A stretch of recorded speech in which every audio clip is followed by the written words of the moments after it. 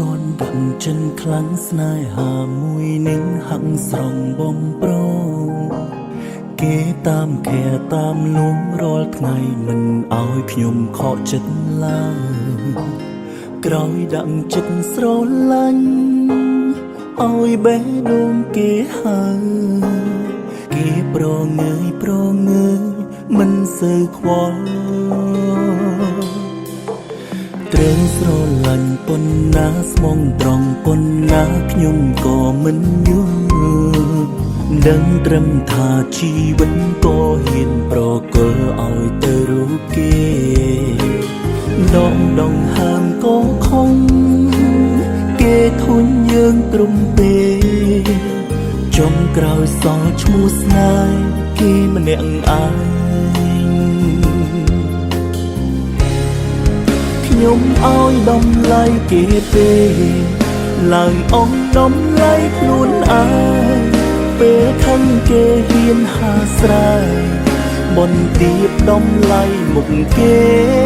ខ្ញុំឲ្យតម្លៃគេទេគេមើលមិនដែលឃើញទេបែបនេះរូបខ្ញុំគួរតែឈុំក្បែរឈុំថោឈុំខ្វល់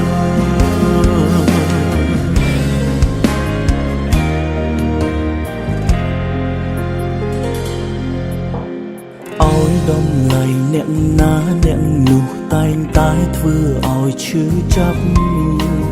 ពេលញញខំចិនខ្លាំងបានត្រឹមអង្គុយយំតែម្នាក់ឯងជូនទឹកភ្នែកអស់ស្អាតមានតែខ្លួនឯងទេឲ្យតម្លៃខ្លួនឯងរហូតមកខ្ញុំឲ្យតម្លៃគេទេឡើងអស់តម្លៃខ្លួនឯងពេលខឹងគេហ៊ានហាស្រែបនទៀបតម្លៃមុខគេខ្ញុំឲ្យតម្លៃគេទេគេមើលមិនដែលឃើញទេបែបនេះរូបខ្ញុំគួរតែឈុំក្បែរឈុំថោឈុំខ្វល់ខ្ញុំឲ្យតម្លៃគេទេឡើងអស់តម្លៃខ្លួនឯងពេលខឹងគេហ៊ានហាស្រែ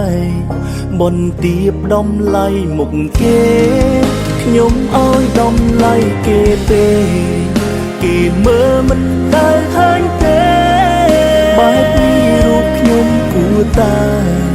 ឈុំក្បែរឈុំថោឈុំខ្វល់បែបនេះរូបខ្ញុំគួរតែឈុំក្បែរឈុំថោ